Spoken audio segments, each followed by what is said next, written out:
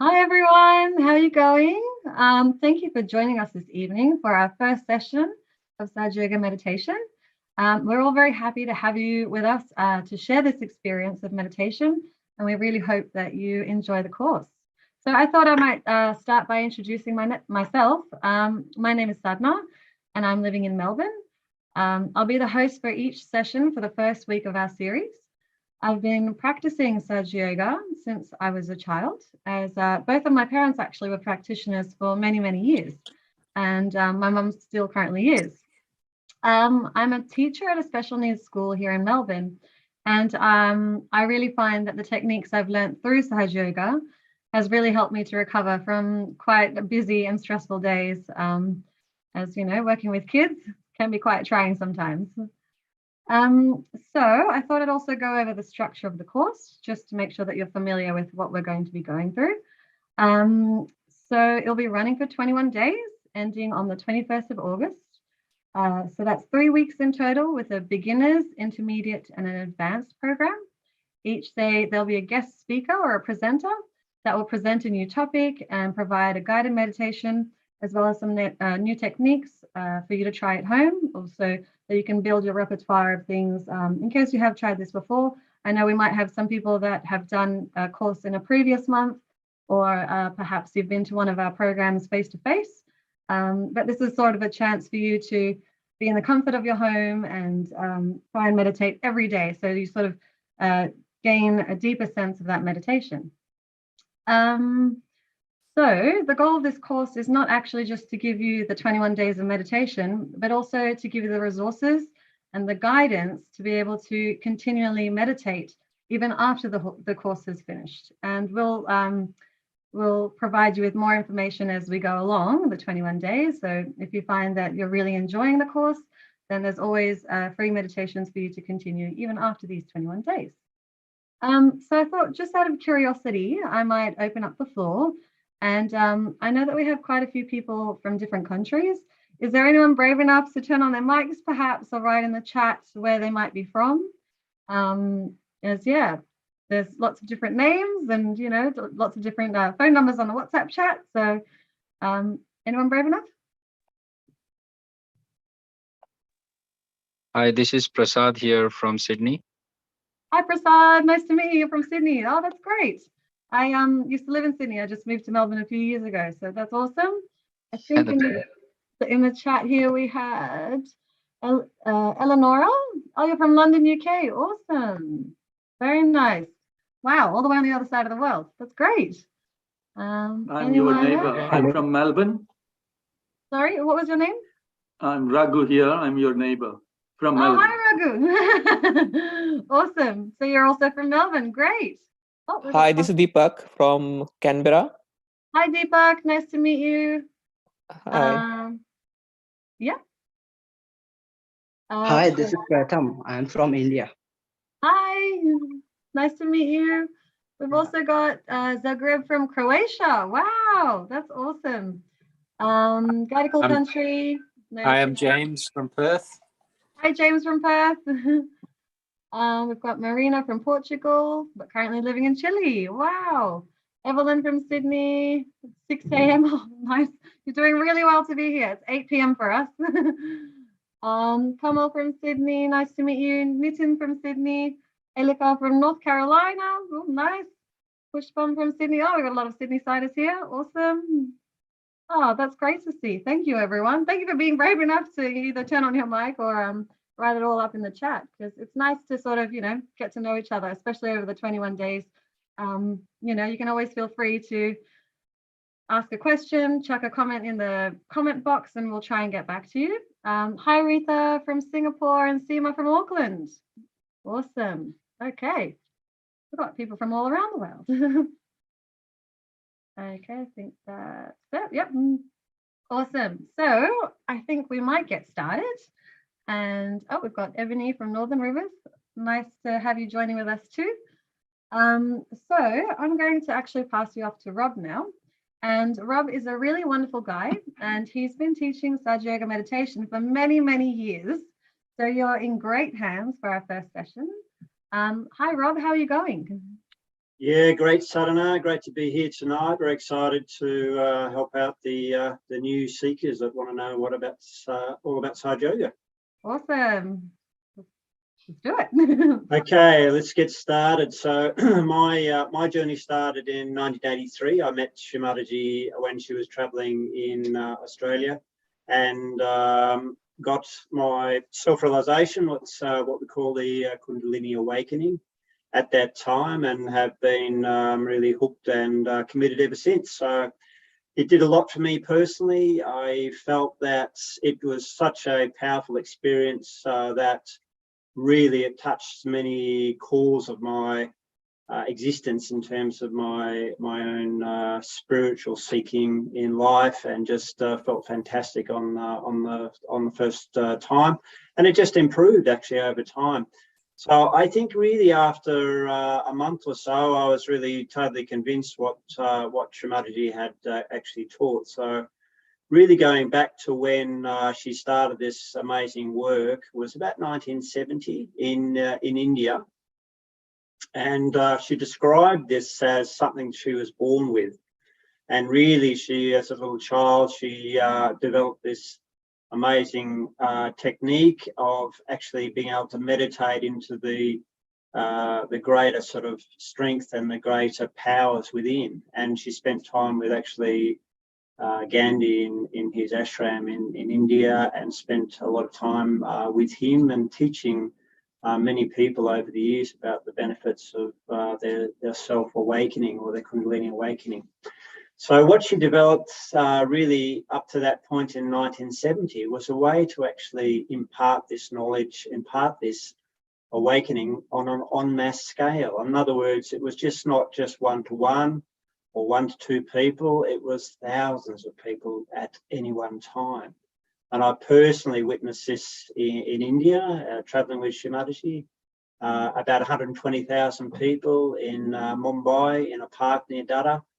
And I witnessed 120,000 people feeling the same thing, of getting this amazing awakening within. And the beauty of that sort of moment was awestruck. It was just an amazing moment where there was 120,000 people sitting in silent meditation. So it was something that was really awe-inspiring for me personally, and many of the yogis and the people that were really inspired to sort of travel there at that time. So really since 1970, up to the time she passed a few years ago, she just dedicated her life to teaching this freely around the world. And so many of us are here now because of that work, and we feel we want to continue that legacy that Shri Mataji left us. And we all feel responsible to give that to the world, and give it to anyone who wants to seek their spirit within. And essentially that's what it's all about. So the yoga, Sahaja Yoga, really is all about how we can awaken within our spiritual understanding, our spiritual essence, the Atma, or the spirit within. And the yoga really is a unification of our own spiritual energy, our own spiritual awareness, with an all-pervading power around us. And essentially that's what Sahaja Yoga means. It's born with that energy, the union of those two energies. So we have our personal awareness, and we become linked to a greater awareness around us through the power of Kundalini awakening. So in a few moments, we'll get a chart up which will actually have what we call the subtle system. But before we do that, I'll just give you the basics of what we're going to do tonight. So I'm going to give this little introduction about the subtle system, how the system works within us, what it entails, the basic components, and how we get an understanding of that within our own awareness. So here we have the chart I was talking about, and really it is a map of the subtle system. So you may not see this on a physical level, but you do feel it. And once the Kundalini is awakened, down the base of the spine, within the sacrum, within the pelvic area. What's going on, niggers?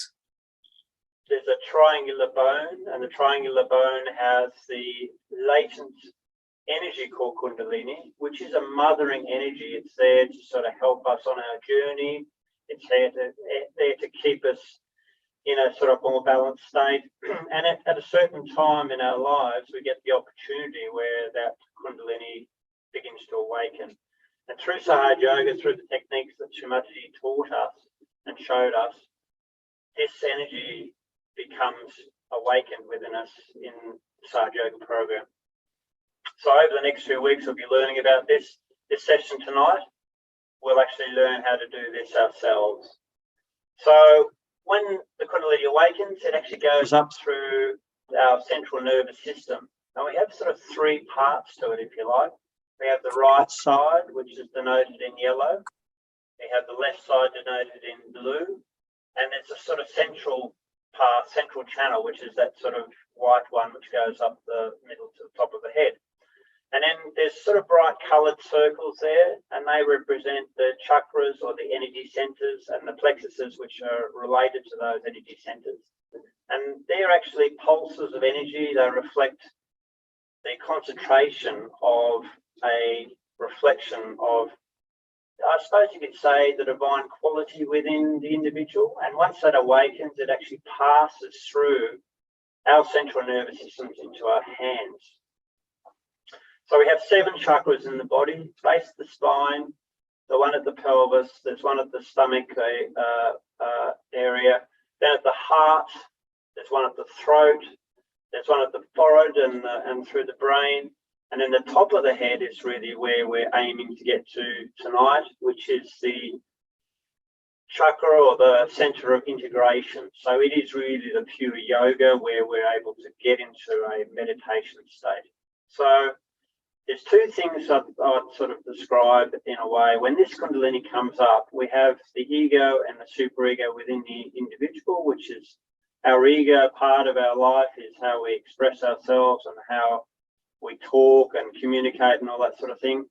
And it's also the future part of our life, or our future thoughts.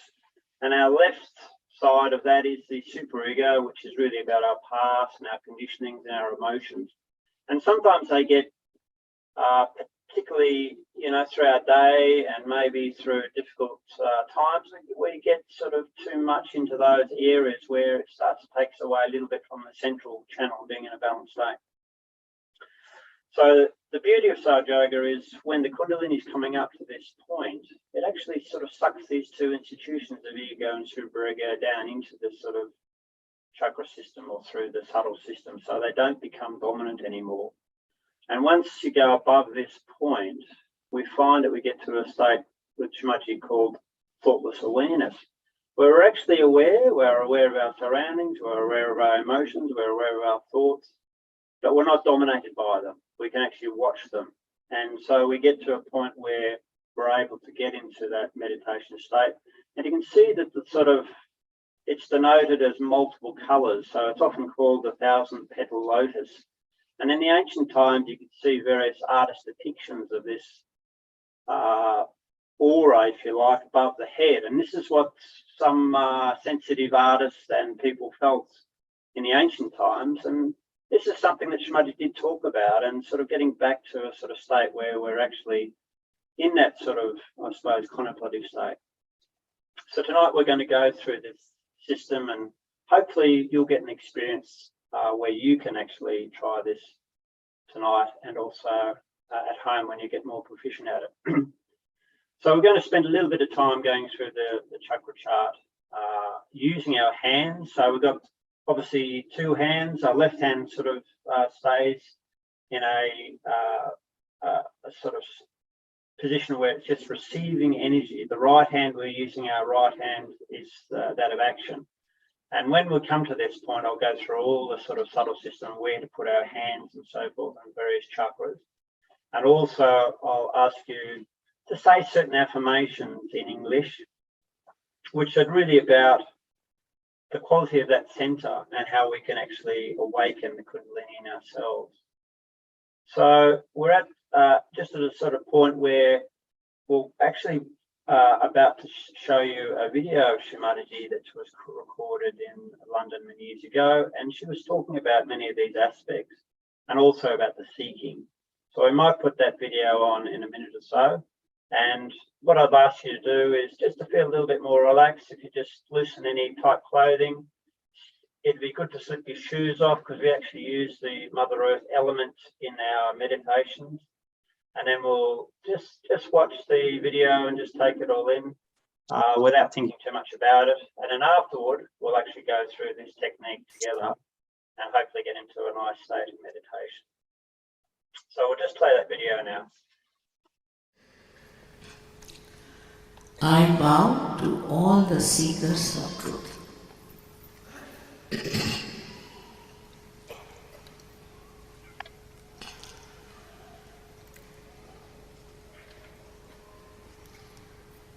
These days, there are people who are going all over the places to find out the truth, the enlightenment. And there are so many books available, so many people who talk about enlightenment. And this is only in this special age, which I call as the blossom time, is happening. If they are not seeking the truth, that means they are not yet evolved as they should have. But this is a special time that we call as the last judgment, and that time has come. And the Quran is called as Qiyam, and describe very clearly what will happen at this time. All these have been indicated in all the books which are, I would say, mystical, or who we can call as religious, whatever you may call it, the mystic part. They have all indicated this time, by the end of this century, this should happen. And this has bewildered many people. They are going hither and thither, getting into problems. As it's very embarrassing what Dr. Derek Lee has told. It's a fact that I went to Russia and a scientist came forward. And he said that, Mother, I have seen your photographs. And it says so much, because I haven't seen more than one line showing. It was very embarrassing, the whole thing was very embarrassing for me.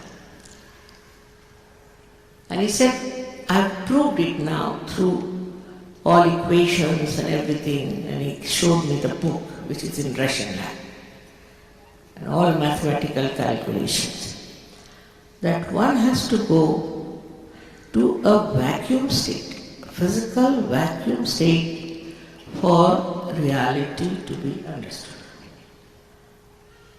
It was, I think, too much of science in it. But whatever it is, all these ideas, say of Quran, of Bible, of other religious books, all the religious books from India, could be called as a myth, and they were treated as myths. Many people thought it was just a myth, and they said, it's no use believing in all these things, there's no thing. And also, through these books, people have been misled to do wrong things. So the whole thing got challenged also in a way that is not practical, is not beneficial, is not. But when it becomes a real experience, you may call it subject, you may call it anything, but when it becomes a real experience, then you start believing in it as a reality. But if a scientist proves it, which is scientific knowledge, then I don't know what to say. Then it really becomes the fact. And when it becomes the fact, it becomes the science. Science can be challenged. First of all, science is immoral. It is not bothered as the science as it exists today. If they create atom bombs, they create other things destructive and use it for wrong purposes, there is no binding force on the scientist. They can do whatever they like. And people can use it the way they want to use it. But when it comes to divine force, the science is perfect, I must tell you. You cannot challenge that science. You cannot. Everything that you know through the science of Sahaja Yoga, you can easily verify it. For example, firstly, it is said that your physical elements disappear. It's a fact. Without any money, without any fees or anything, just you get cured of your troubles. And when you get cured of your troubles, then you are amazed how through your own power you have been cured. But it happens. It has happened. You know, we have many doctors here. English doctors, not easy to convince. And they have seen with their own experience that many patients who were supposed to be incurable are. They have seen that many drug addicts got all right overnight. How? Without paying for it, without taking any medicine, just through their own power of Kundalini. Now this power of Kundalini was known all over the world wide, because I find in their museums Kundalini drawn in the triangular bone, even in Sweden as well. But I should say it's in Finland as well. Then also I went to Ukraine in their museum. There are all pictures of these chakras and of the Kundalini.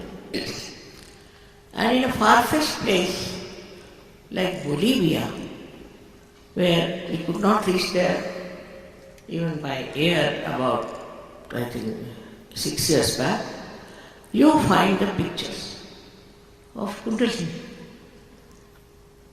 And Colombia, the ancient Colombia, had created statues in which Kundalini was the main thing. So somebody must have told them, or they might have known about it. But somebody went from Italy to Bolivia, and the Bolivian people said, we know all about it, yes we know. But we don't know how to raise the Kundalini. And now there are, I think, 8,000-9,000 people in that far-fetched place of Bolivia who have got their realization. For which you don't have to pay, the main thing one should understand. It's like you don't pay for your breathing, you don't pay for your digestion. In the same way, for your ascent to a new life, last, we can say, the breakthrough of your evolution, for which you don't have to pay. As soon as you understand this point, you'll be amazed that you will give up all nonsensical people who are marketing their things, selling their things. You see, it's something absurd. The absurdity to such a limit that you become blind and you don't know what they are doing, what they are after. I don't want to listen to anybody who wants to tell you the truth. Now, if we have to see for our own ascent, as they say in Quran, Miraj, In India, this thing is called as Self Realisation, Atma Darshan, or you can call it Atma Sakshatkar. If you really want it, it's very easy and has to be easy because it is so vital. And when that works out, you actually experience it, and it can be tallied with the description of it. The trouble is we are so mental. We want to derive everything on a mental level. Now thank God the scientist has found out something for your mind to go round and round and round and reach the point. Because I think sometimes this mind, which is filled with all kinds of false ideas sometimes, slightly right ideas or sometimes real ideas, they go on bombarding in your head. And this scientist has said that you have to go to the vacuum, which Jung has described as thoughtless awareness, to become thoughtless. When you become thoughtless, then you can see, feel reality. So what happens? How do we get thought? When we go to some place, we see something. Immediately we react. That's our habit. This can be also proved scientifically why we always react. Either we react towards it or we absorb it. So all the time our mind is working, and it is a wobbly mind. You are all the time bothered with it, and the modern times are the worst. Though this is the special time, as I said, because this is the time when people think the most. And this thinking goes on acting in such a way that they suffer from all kinds of diseases. Also, sometimes this mind doesn't tell you that this is wrong, that is wrong. You go on doing things, for example, Hitler, how he behaved, how he killed so many people, but he never realized he was doing something wrong. Never. Ultimately, he killed himself because he was afraid that he'll be caught, but not that he repented. So they go on doing wrong things all the time without knowing that they are doing wrong things. Now to say this is sin, that is sin, only fills people with fear, that's all, and guilt. But actually, when you become the self, in the light of the self, you know what is right and what is wrong, what should be avoided, what is not beneficial for you. You just know, because you know about yourself. You get the self-knowledge, that is, you can feel your centers as being told to you on your fingertips. This again is said in the Quran, that at the time of Qiyamah, the last judgment, your hands will speak. But whole thing gets perverted sometimes by using it for a wrong purpose. That's how we have destroyed sometimes the real knowledge, the subtle knowledge of our being. It's nothing to stand for hours together on one leg in Himalayas, torturing your body. You don't have to torture your body at all. People think that if you have to perfect yourself, you must torture. This body is the temple. What is the use of building temples after temples when you cannot build your own temple? This body is the temple, and why should you torture this body? You must look after this body. Look after with love, with respect. And then only you will realize how important it is to have a body. All these funny ideas, of renunciation and all, false kind of approach is not going to help. My daughter was coming from India. She said there were some queer people traveling with us in first class. So they wouldn't allow the air hostess to come and serve them because they cannot allow the air hostess to talk to them. So I said, did you talk to them? I said, how could I? I am a woman, how would talk to me? Because she's a woman, nobody would talk. They sat on the ground. There's no ground, but they wouldn't sit on the chair and eat the food. For what? Because they are renouncing everything. I think they have renounced their brains. That's what it is. All kinds of stupid things people do. For what? To achieve that state of tranquility, the state of self-realization, of self-knowledge. But just think of it, which is what has to happen inside. What's the use of doing something outside? Unnecessarily making a mess of yourself and of others. It is absurd the way people try to understand that by troubling your body, by making a mess of your body, making a mess of the whole society, that you can achieve something which is so subtle and beautiful.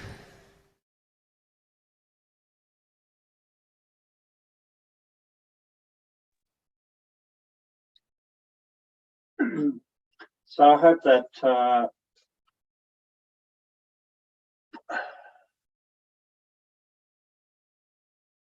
think I'm live. Hopefully you can hear me. Yeah, I think you can. Okay. So that was a speech that Shri Mataji gave in London, and obviously talking about some of the elements to do with seeking, etc. And we're going to go through a practical session now where we'll actually use our right hand on our chakras to sort of help awaken the Kundalini energy in ourselves. So I'll guide you through it. I'll show you where to put your hands. We'll say certain affirmations together. You can say them silently within. I'll say them to you initially.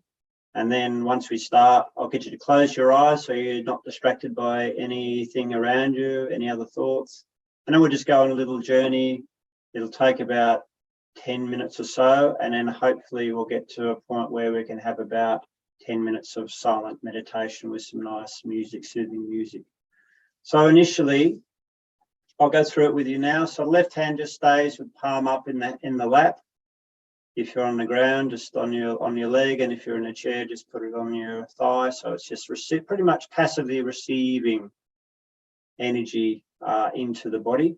The right hand, we're going to direct that energy, and initially we put it on our heart, slightly on the left hand side. So we're going to work down that left channel, that blue channel that I was talking about previously. So we'll start at the heart, and I'll go through these with you once we close our eyes, so you don't have to memorize anything, but just for your information. So this is really the center of our Atma, or the spirit within. And we ask the question to ourselves. We can call Shri Mataji, or we can call her Mother. We can say, Mother, am I the spirit? 3 times. Then we move the hand down to the stomach area, just where just on the solar plexus on the left-hand side. And this is the center that gives us a quality of self-mastery in ourselves.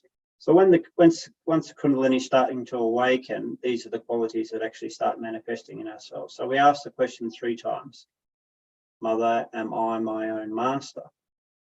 And then finally, we put the hand down just to where the leg meets the hip, and push in a little bit.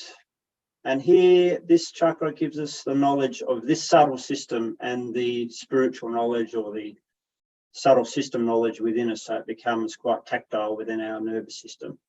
And as we said, we call the pure knowledge. So we just simply ask 6 times, Mother, please give me the pure knowledge. Then we go back to the solar plexus area, left-hand side of the stomach. As the Kundalini starts to awaken now, we now use the affirmation similarly for the quality of the master. We say, Mother, I am my own master. We use the affirmation now. Mother, I am my own master. And I'll get you to say it a number of times for each of the qualities of that center. Then to the heart again. Again, the quality of the spirit is the essence of this center. So we use the affirmation, Mother, I am the spirit. Then we go to the left side as the neck, just where it meets the shoulder, turning your head to the right a little. This center becomes blocked when we feel guilty or anything that we feel bad about. It just blocks us here. So we use a very simple affirmation, Mother, I'm not guilty. Then we move the hand to the forehead, tilting the head down slightly.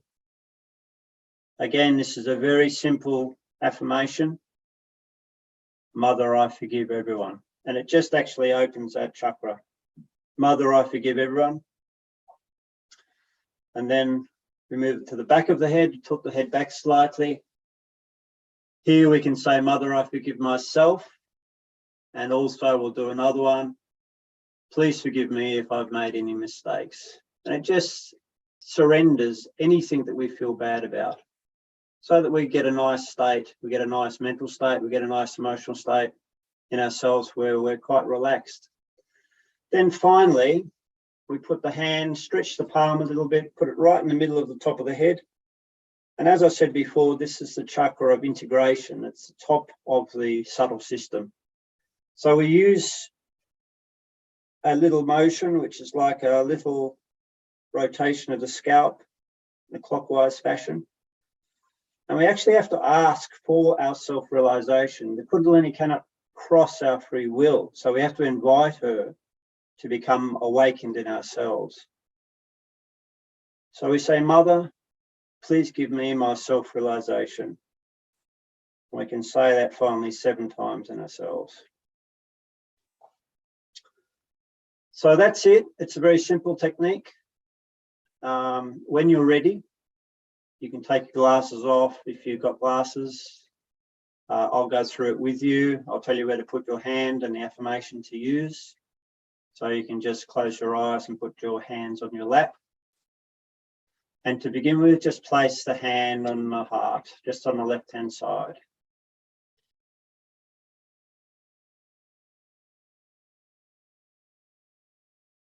And just ask each question sincerely to yourself. It's about a journey and awakening within. So we want to get the maximum benefit from this. So in your heart, just ask the question, Mother, am I the spirit? 3 times. To yourself, Mother, am I the spirit?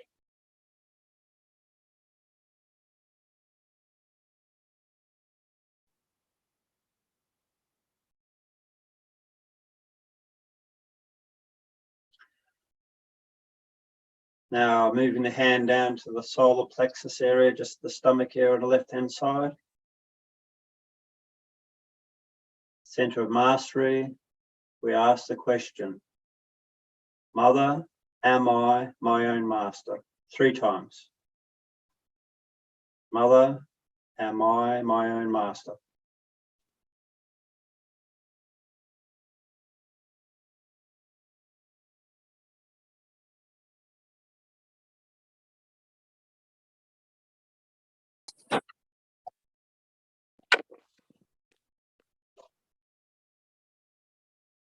Now moving the hand down to the lower abdomen, just where the leg meets the hip, and just push in a little bit with the fingers. As I said before, this center gives us the quality of the subtle knowledge. We call this pure knowledge, the knowledge of the spirit, the knowledge of the subtle system. So now we need to ask for that 6 times. To say, Mother, please give me the pure knowledge. 6 times. Mother, please give me the pure knowledge.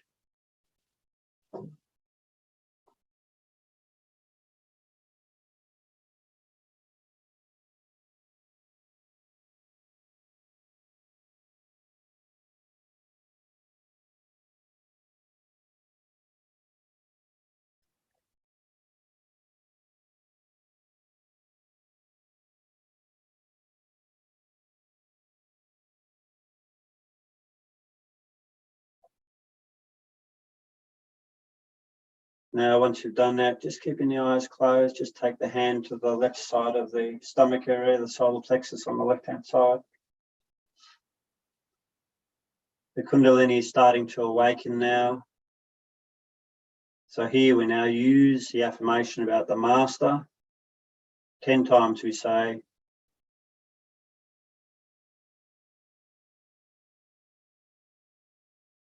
Mother, I am my own master. 10 times. Mother, I am my own master.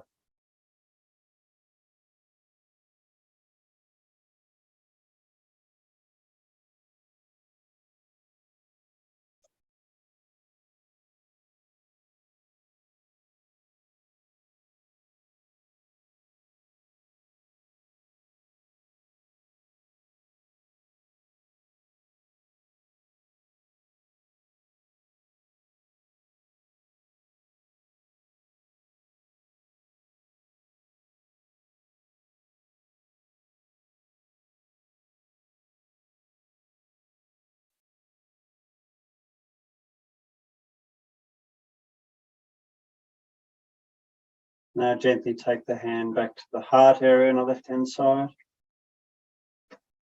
As the Kundalini starts making its way up our central nervous system, it starts to awaken the spirit within, the spark or the Atma within. And we need to now affirm that we are the spirit by saying, Mother, I am the spirit. We say that 12 times. Mother, I am the spirit.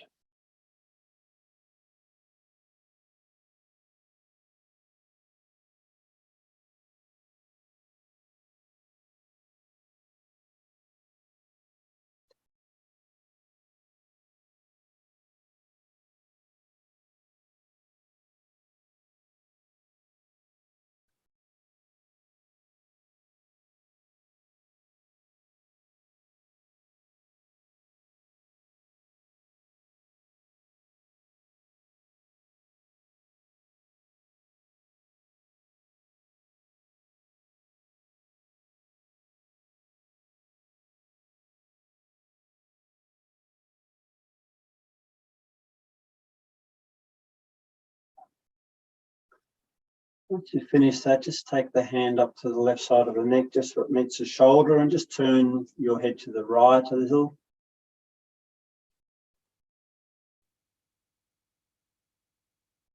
So any feelings of guilt or self-doubt, they sort of accumulate here and actually affect our throat, both in a physical sense and also our neck, and also stops the energy going through this center. So we just simply use the affirmation 16 times, Mother, I am not guilty.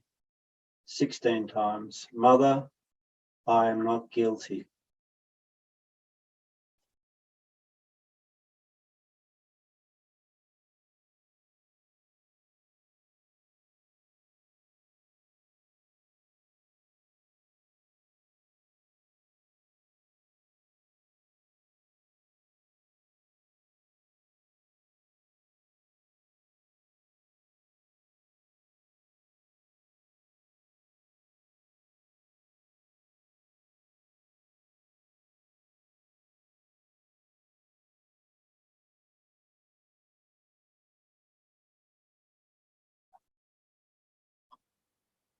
Once you've done that, just take the hand to the forehead area and just tilt the head down slightly.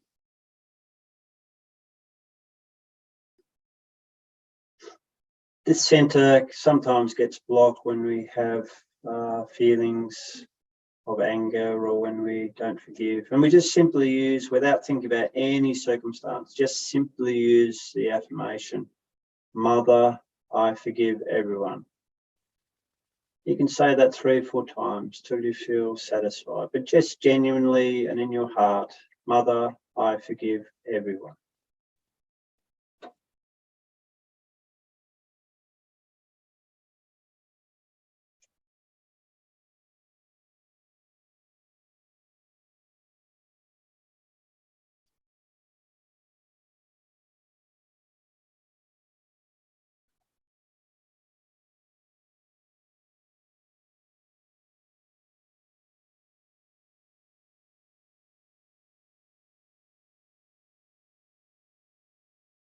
Now take the hand to the back of the head and just tilt the head back slightly. Here we can use a couple of affirmations, again, to help the center. First one, Mother, I forgive myself. A couple of times, Mother, I forgive myself. And if we have any bad feelings within, we can just simply use the affirmation, Mother, please forgive me for any mistakes that I have made. Again, 3 or 4 times. Mother, please forgive me for any mistakes that I have made.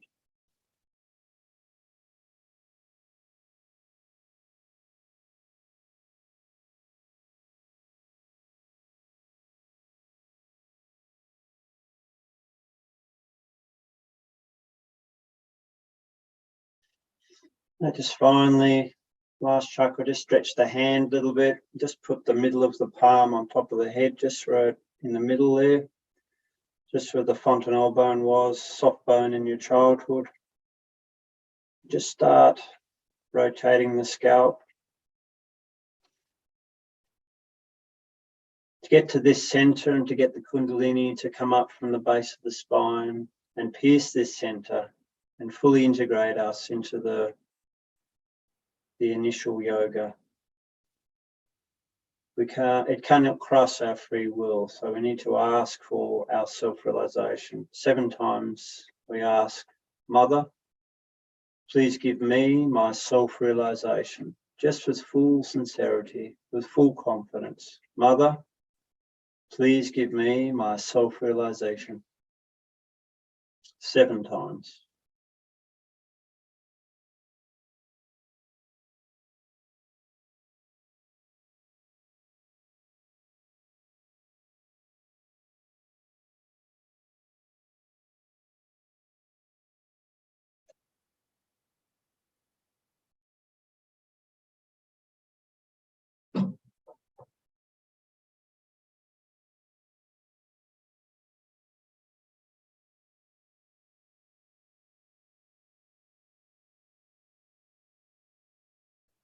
Now keeping the eyes closed, just slowly raise the hand a little bit above the top of the head. Just see whether you feel any flow of energy, almost like a little breath on the hand. It could be warm to begin with, generally goes cool. If it's cool, that's a good thing. And just see whether you can, without thinking, but just keep your attention above the head at this point where the hand is. And just with full attention there, just keeping the attention there, just bring the right hand back to the lap. And just slowly take the left hand to that point above the head. Just see whether you feel any difference, feeling of energy or flow of energy on the hand, coming out of the top of the head, without thinking.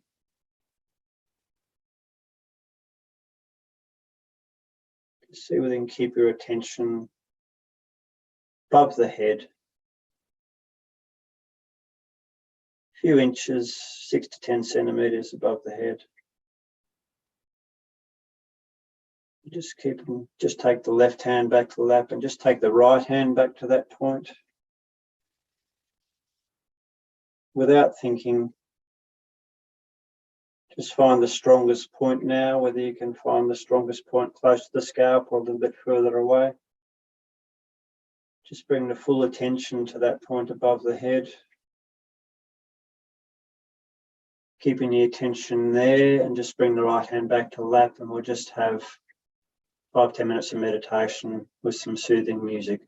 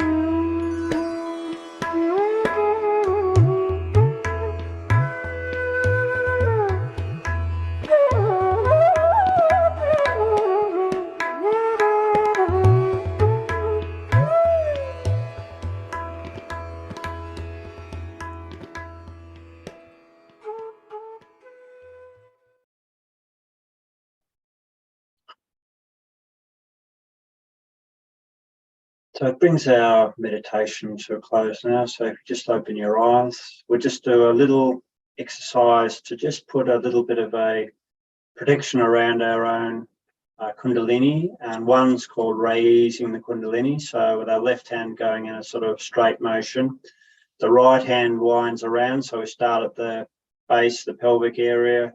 We'll just wind up the Kundalini, so you can do that with me, going to the top of the head, and we just simply tie it in a knot like that. And we do this 3 times for each of the channels. So second time, we also come up, just slowly tie it in a knot twice, like that. Third time, we tie it 3 times, and it just helps to establish the Kundalini in a flow state above the head. And then we put a protection around our own aura. So using the right hand, starting at the left hip, just going over in a horseshoe shaped fashion called a Bandhan. Do this 7 times, which just protects our 7 chakras.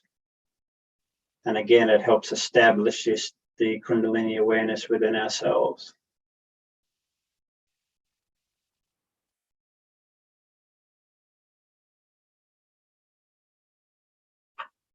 Okay, that concludes our session tonight. So back to you, Sadhana. Thank you so much, Rob, for that beautiful meditation. I don't know about you guys, but I'm feeling very calm. Forgot where I was for a moment. So we hope that you really enjoyed your session tonight, and continue to join us for the next 20 days. I just wanted to show you some resources from the website. If you'd like to do some follow-up meditation at home, if you have a bit more time throughout, depending on your time zone, throughout the day, the night, whenever you get a chance. So I'll just share my screen. Bear with me for a moment. Okay, so here we've got the main website, the 21-day meditation course. And if you go down all the way to the resources, the resources tab here. Here we have quite a few resources. Maybe this first one here might be interesting, just to give you a bit more information about the self-realization process, the one that we just went through, that Rob took us through. Meditation, things that you can do at home. There's a photo of Shri Mataji there. A little bit more about who Shri Mataji is, and there's a chakra chart there if you'd like to have a closer look to see what each chakra represents, or to look at each of the channels and what they might mean. You don't have to. This is just for your own knowledge if you feel that you'd like to. There's some other things up here, like the subtle system. There's a bigger version of that, and here you've got a bit more of an explanation about all the different chakras over here. And I think we'll leave it at that for tonight, because each night I'll show you each of the things that we're doing. So balancing will come either tomorrow or the day after. So stop sharing. I just wanted to open up the floor quickly. Is there anyone that'd like to share their experience, maybe from the meditation that we had or the video that we watched of Shri Mataji? You don't have to, just in case there's any eager person that had a sort of a profound experience, or even a small experience. Either in the chat, or if you can unmute, it's up to you.